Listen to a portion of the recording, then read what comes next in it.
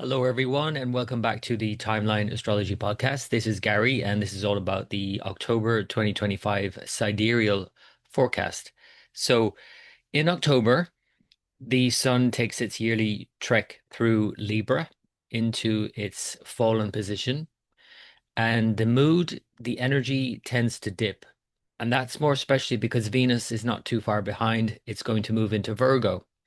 So, when the Sun, which represents our energy, vitality, and self-confidence moves into Libra, and the ruler of Libra moves into Virgo, where we get very critical, self-critical and critical of others. We are going to likely see, therefore, the mood drop.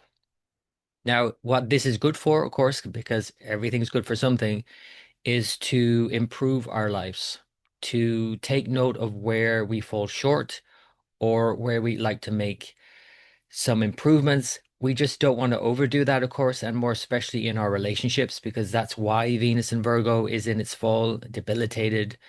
We don't want to treat our relationships like well-oiled machines. Essentially, people are messy, relationships are messy.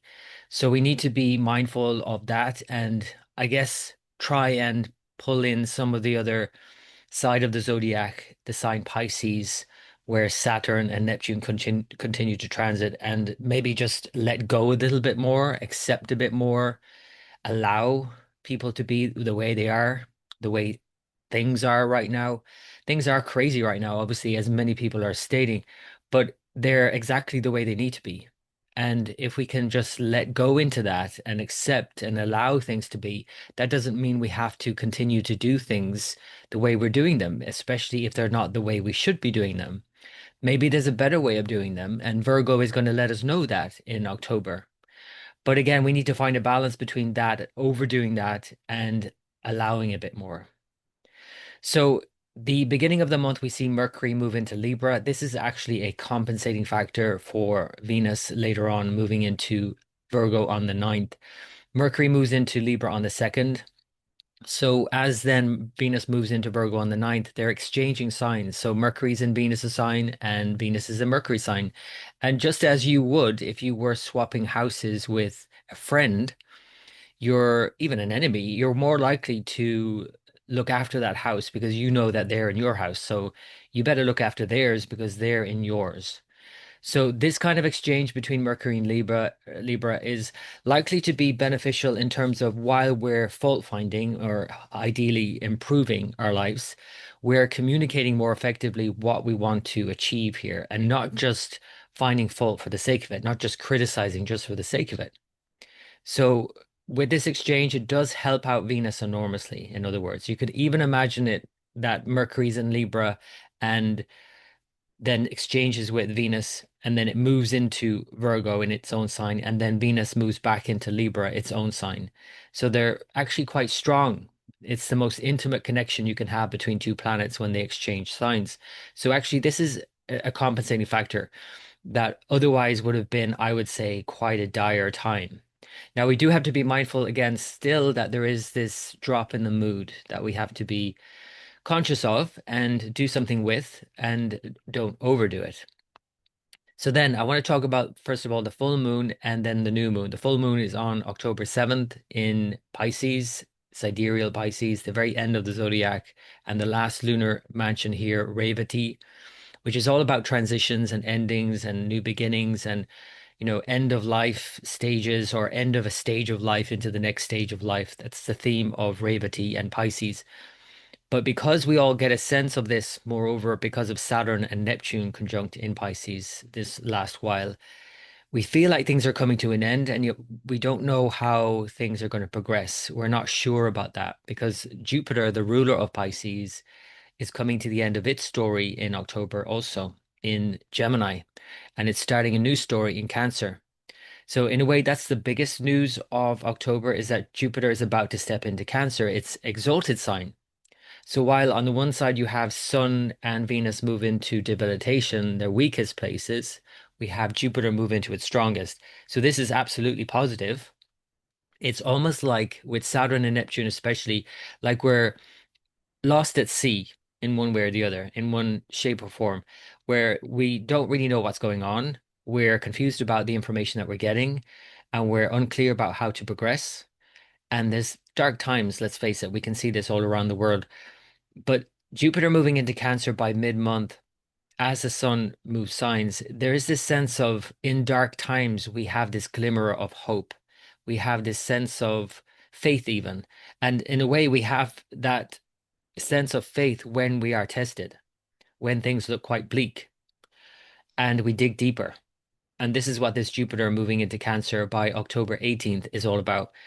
Now, this full moon on the 7th of October is a sort of prelude to that in a sense, as then we get this Jupiter moving into Cancer, this light on the horizon, almost like a lighthouse. But the thing is, this lighthouse is sort of flickering on and off.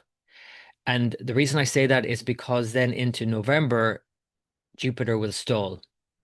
It will only make it to the first degree of Cancer, sidereal Cancer, the star sign, and then retrograde from the 11th of November.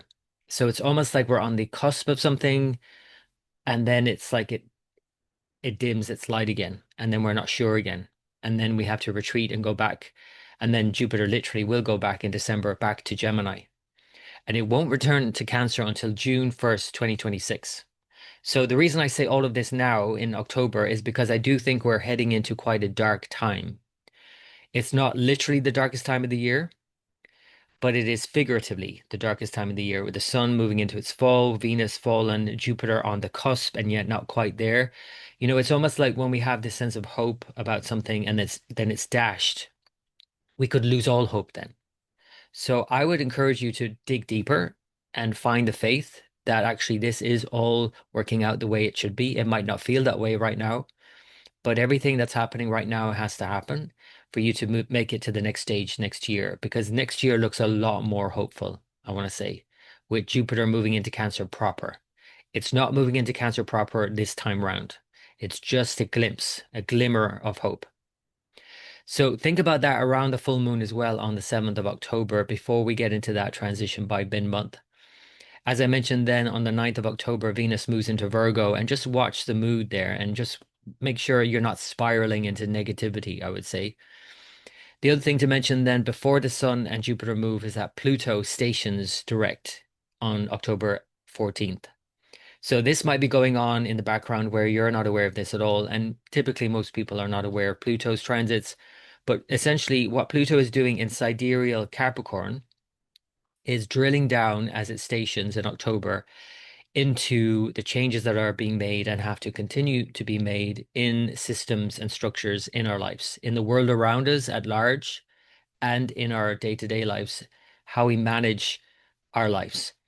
Capricorn is very much about structure and form that gives us a sense of safety.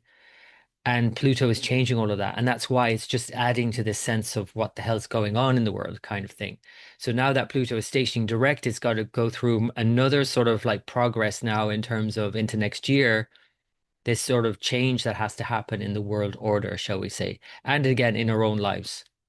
So that's something to take note of as well in October, even though it might be quite subtle for you. It quite, could obviously be quite dramatic for you as well, especially if you have planets anywhere near that degree that it's stationing. So anywhere between, I would say, in the next year, 7 and 11 degrees of Capricorn, the star sign, just be mindful of planets and what they represent for you there. So the sun then, like I said, moves on the 17th of October into Libra. And then the day after, on October 18th, we have Jupiter move into Cancer. Again, hold on to that sense of hope and have faith, essentially, at this stage. And whatever it is that you get a sense of with this light flickering on and off, keep that in your mind's eye, I'm going to say. Because as Jupiter, like I said, next year moves into Cancer proper, it will aspect Saturn and Neptune in Pisces. So even though things feel very disillusioning now and disenchanting, and we're all sort of feeling this general sense of what the hell, Jupiter is going to shine a light and it's going to become clearer next year for sure. But again, do tune into what it is that's it's hinting at in October and November. So then the other transit I want to talk about is the new moon on the 21st. This is, in a way, the darkest time of not just the month, but the year. Now, it's not literally again the case that it's the darkest time. That is obviously on the winter solstice, but it is energetically the darkest time. We have the new moon in Libra, which means the sun is in Libra in its fallen position, debilitated, weak.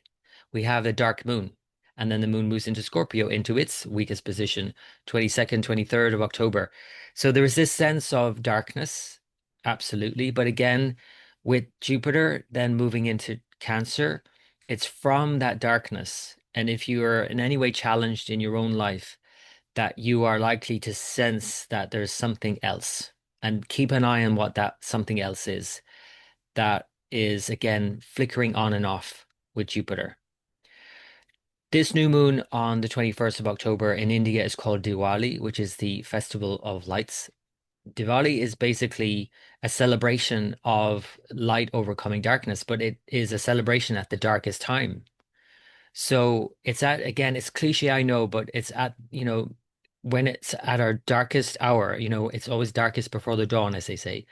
It's when we're most challenged that we find that what's the most important thing to us, and we find that light within. So we find in a way that without challenges in life, we don't really know what we stand for. We don't know what's meaningful and purposeful in our life. And when we do have challenges, we gravitate towards that and we find the light within, in other words. And the analogy I always think about is just having a light switch. Like if it's a dark room, you have a light switch, you find the light switch and you find the source of light. If it was all light, you wouldn't know where the light was coming from. If there was just light, no darkness at all. So it's the challenges in life that allow us to seek out the source of light. I don't want to be too cliche about it, but essentially that's what it is. It's like challenges themselves point us towards what's most meaningful and purposeful in our life and more spiritual. That is the essence really of this new moon on the 21st on Diwali. So then a few days later on October 24th, we have Mercury move into Scorpio. So you can see there's a darker theme coming in here all the time. A few days after that, on October 27th, Mars moves into Scorpio. And this is where we don't just have this sense of hope and faith that things will work out. Now we're digging deeper. Now we have Mars moving into Scorpio, its own sign, and we have this strength that we realize we have and we didn't know we had, that strength and reserves with Mars. Now, the issue here, of course, is Mercury. Mercury in Scorpio conjunct Mars is a problem for communications because as we're digging deep, as we feel the darkness, as we challenge ourselves and life challenges us and other people challenge us, and it feels dark, we are likely to lash out and we're likely to, therefore, and this is especially important at the end of October because as Mercury goes into Scorpio, it ends this exchange with Venus, which is now moving towards its exact degree of debilitation in Virgo. So it's at the darkest in our worst mood that we're likely to lash out at other people. And that's going to impact our relationships in a big way. So the end of October, especially, be mindful of your relationships. Be mindful of what you say. Yes, you have to maybe say something. Maybe something needs to be said. Might need to clear the air. And this Mars in Scorpio is really asking you to dig deep and find the courage within yourself to do what you need to do. But as you're doing that, you don't need to destroy other people around you. They're doing their best, right? Everyone's doing their best with what they've got. So that's Mercury and Mars both moving into Scorpio at the end of the month. And really, I do think I think the most challenging phase of 2025 at the end of October into the beginning of November. Because by the beginning of November, November 11th, we have Jupiter station retrograde and all hope seems lost in a sense. Of course, it's not lost. It's just lost for maybe a time. It will return and just keep an eye on that. And again, remind yourself of whatever glimmer of hope you've had a sense of in October and hold on to that vision. If you want to learn more about your own sign, because I don't do this publicly anymore, I don't share the sign by sign forecast publicly. I share it on my Patreon. You can go to patreon.com/timeline astrology.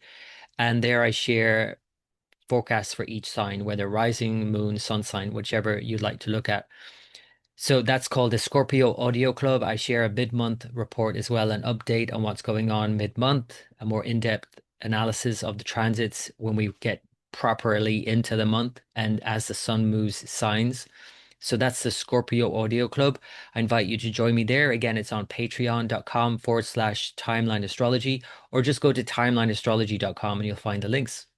Okay, I wish you all the best for the month ahead. Thank you for listening to this all the way through to the end. Don't forget to hit the like button if you like this content and subscribe, and I'll see you next time.